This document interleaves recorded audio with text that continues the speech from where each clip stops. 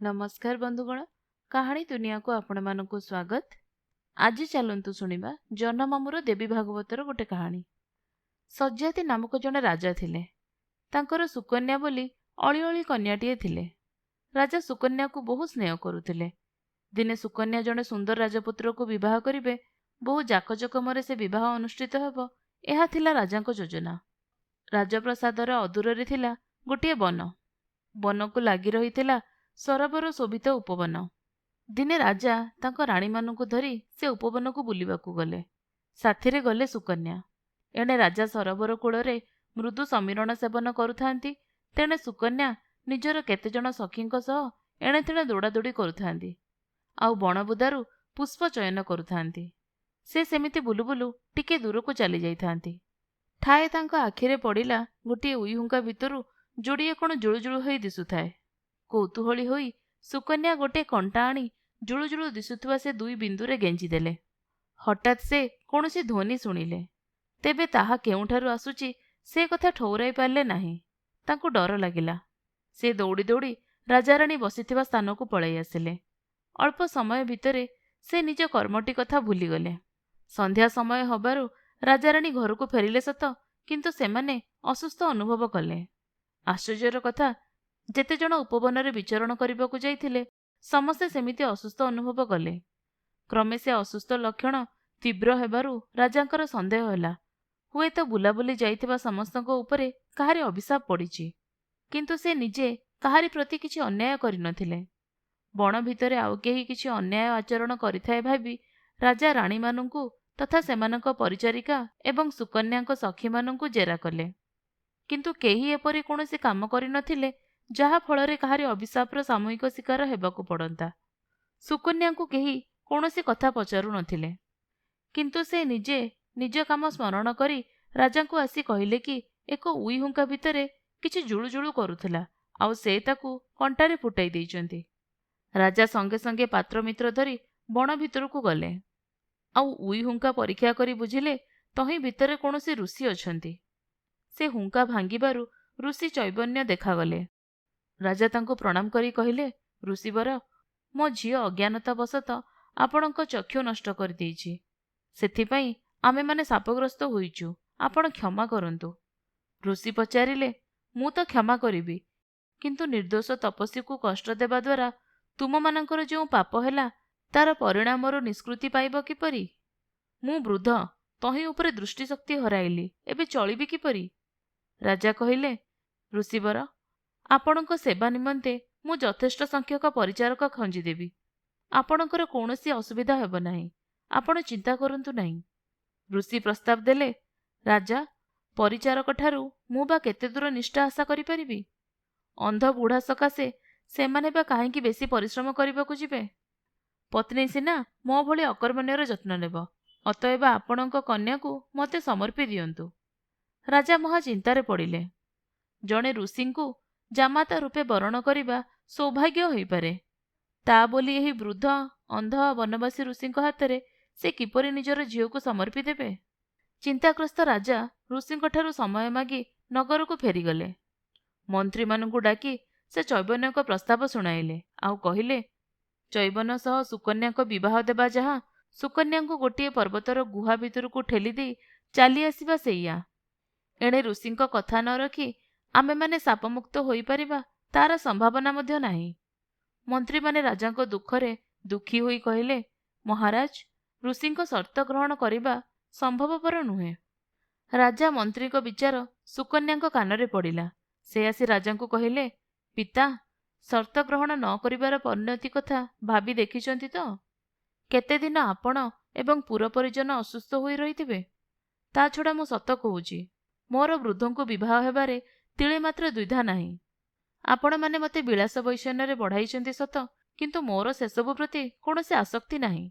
मु बणरे ऋषिंक सेवा करी बिना अनुशोचनारे जीवन बिताई पारिबी। चैबन जेते हेले जणे महान ऋषि। राजा दुख भरा कंठरे कहिले, झियो, तू सिना तोर महत्वर परिचय देलु, किंतु मोर तो पुणी विवेक अछि, तो प्रति कर्तव्य रहिछि। निजे सुस्थ हेबा सकाशे तो हाथ जणे अंध बुढ़ा सह छंदी देबी, एथिरे मोर पाप हेब नाही। सुकन्या दृढ़ कंठरे कहिले, ना बापा, ମୋତେ ମୋ ଇଚ୍ଛା ବିରୁଦ୍ଧରେ ବିବାହ ଦେଲେ ସିନା ତୁମର ପାପ ହୁଅନ୍ତା। ମୁଁ ଯେତେବେଳେ ଆନନ୍ଦରେ ଋଷିଙ୍କୁ ବିବାହ କରିବାକୁ ବାହାରିଛି, ସେତେବେଳେ ତୁମ ପାପର ପ୍ରଶ୍ନ କେଉଁଠି? ଆହୁରି ବହୁ ଯୁକ୍ତିତର୍କ ପରେ ସୁକନ୍ୟା ତାଙ୍କ ପିତାଙ୍କୁ ବିବାହ ସପକ୍ଷରେ ସମ୍ମତ କରାଇ ପାରିଲେ।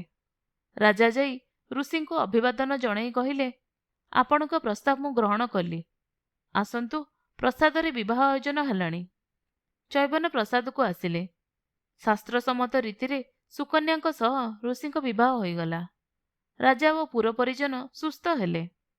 ରାଜା ଜାମାତା ଓ କନ୍ୟାକୁ ସୁଖରେ ରଖିବା ସକାଶେ ଯେକୌଣସି ବ୍ୟବସ୍ଥା କରିବା ପାଇଁ ପ୍ରସ୍ତୁତ ଥିଲେ। କିନ୍ତୁ ଋଷି ଆଉ ସୁକନ୍ୟା ଉଭୟ ବଣରେ ତପସ୍ୱୀ ସୁଲଭ ଜୀବନ ନିର୍ବାହ କରିବାକୁ ସେମାନଙ୍କ ସିଦ୍ଧାନ୍ତ ଜଣାଇଦେଲେ।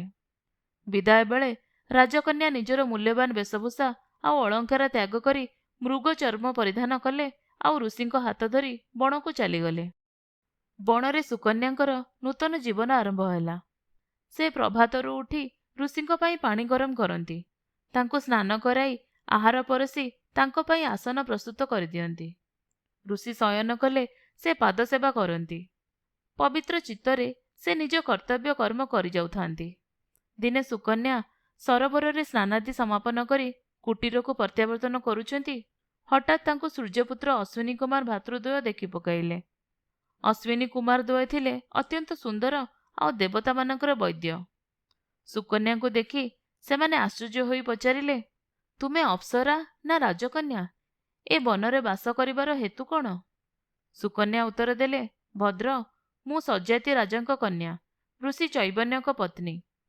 ବଣରେ ମୋ ସ୍ୱାମୀଙ୍କ ସହ କୁଟୀରରେ ରହି ତାଙ୍କର ସେବାରେ ନିଜକୁ ଉତ୍ସର୍ଗ କରିଛି। ଅଶ୍ୱିନୀ କୁମାର ପରସ୍ପର ଚାହାଁଚୁଇଁ ହୋଇ କହିଲେ, ହେ ରାଜକନ୍ୟା, ତୁମ ଭଳି ସୁନ୍ଦରୀ ବିରଳ। ଚୈବନ୍ୟ ବୃଦ୍ଧ। କୌଣସି ପରିସ୍ଥିତିରେ ପଡ଼ି ତୁମେ ତାଙ୍କୁ ବିବାହ କରି ପକାଇଛ। କିନ୍ତୁ ଆମର ପରାମର୍ଶ ତଥା ଅନୁରୋଧ, ତୁମେ ଏ ବଣରେ ଜଣେ ବୃଦ୍ଧା ସହ ଜୀବନ ନଷ୍ଟ ନ କରି ଆମ ଭିତରୁ ଜଣକୁ ବରଣ କର। ଆମେ ଦୁହେଁ ଅଶ୍ୱିନୀ କୁମାର। ସୁକନ୍ୟା ଦୃଢ଼ କଣ୍ଠରେ କହିଲେ, ଆପଣମାନେ ଦେବତା, ତେଣୁ ଚାହିଁଲେ ଆପଣମାନେ ସତ୍ୟ ଜାଣିପାରିବେ। ମୁଁ ପରିସ୍ଥିତି ଚାପରେ ଆସିନାହିଁ। ମୋ ନିଜ ଇଚ୍ଛା ଅନୁସାରେ ବୃଦ୍ଧ ଋଷିଙ୍କୁ ବିବାହ କରିଛି। ମୁଁ ଏଠାରେ ରହି ତାଙ୍କ ତପସ୍ୟାରେ ସହାୟତା କରି ନିଜକୁ ଗୌରବାନ୍ୱିତ ମନେ କରୁଛି। ଆପଣମାନଙ୍କ ପ୍ରସ୍ତାବ ଗହୀର ତ ଆପଣମାନେ ଆଉ ସେଭଳି କହିଲେ ମୁଁ ଅଭିଶାପ ଦେଇପାରେ। ଅଶ୍ୱିନୀ କୁମାର ଦ୍ୱୟ ଡରିଗଲେ ଆଉ କହିଲେ, ଆପଣ ବାସ୍ତବିକ ମହତ୍। ଆପଣଙ୍କ ମନରେ କ୍ଲେଶ ଦେଇ ଆମେ ଦୁହେଁ ଦୁଃଖିତ। ସେ ପାଇଁ ଆମେ ଆପଣଙ୍କ ସ୍ୱାମୀଙ୍କୁ ସୌନ୍ଦର୍ଯ୍ୟ ଓ ଯୌବନରେ ବିଭୂଷିତ କରିବୁ। କିନ୍ତୁ ସେଥିପାଇଁ ତାଙ୍କୁ ଆମ ସହ ସରୋବରରେ ବୁଡ଼ ଦେବାକୁ ପଡ଼ିବ। ସୁକନ୍ୟା କୁଟୀରକୁ ଯାଇ ଚୈବନଙ୍କୁ ସମସ୍ତ ସମାଚାର ଦେଲେ ଆଉ ତାଙ୍କ ମତ କ'ଣ ପଚାରିଲେ। ଅଶ୍ୱିନୀ କୁମାରଙ୍କ ପ୍ରସ୍ତାବ ଗ୍ରହଣ କରିବାକୁ ଚୈବନ୍ୟ ସମ୍ମତି ଦିଅନ୍ତେ ସୁକନ୍ୟା ଯାଇ ସେ ଦେବଭାତୃଯୁଗଳଙ୍କୁ ଡାକି ଆଣିଲେ। ଆମେମାନେ ପାଣିରେ ବୁଡ଼ ଦେଇ ଉଠିବା ବେଳକୁ ଏକାଭଳି ଦିଶିବୁ।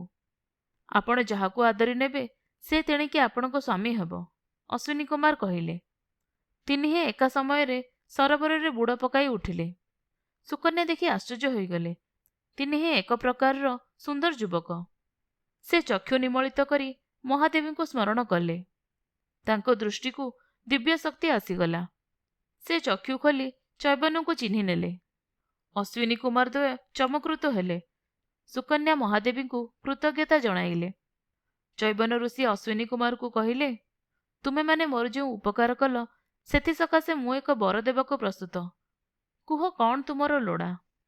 ଅଶ୍ୱିନୀ କୁମାର ଦୁହେଁ କହିଲେ, ହେ ମୁନି, ଆମେ ଦୁହେଁ ବୈଦ୍ୟ ବୋଲି ଆମକୁ ଦେବତାମାନେ ସୋମରସ ପାନ କରିବାକୁ ଦିଅନ୍ତି ନାହିଁ।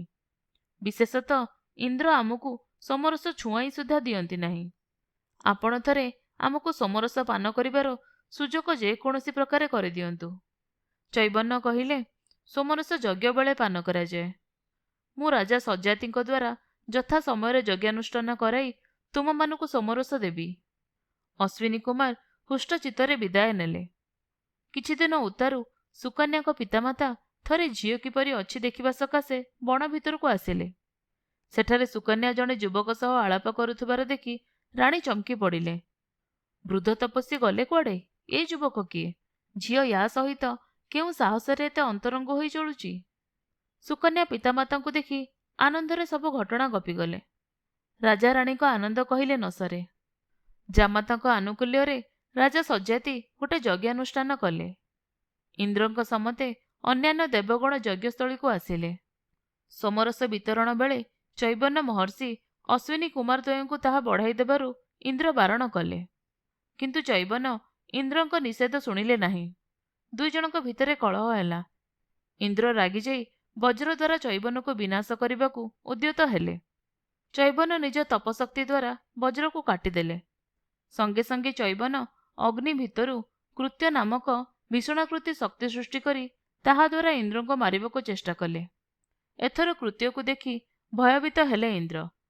ଦେବଗୁରୁ ବୃହସ୍ପତିଙ୍କ ପରାମର୍ଶ କ୍ରମେ ସେ ଚୈବନଙ୍କ ଶରଣ ନେଲେ। ଆଉ ଚୈବନଙ୍କ ନିର୍ଦ୍ଦେଶରେ କୃତ୍ୟ କ୍ଷାନ୍ତ ହେଲା। ଆପଣମାନେ ଶୁଣୁଥିଲେ ଜହ୍ନମାମୁଁର ଦେବୀ ଭାଗବତର ଗୋଟେ କାହାଣୀ।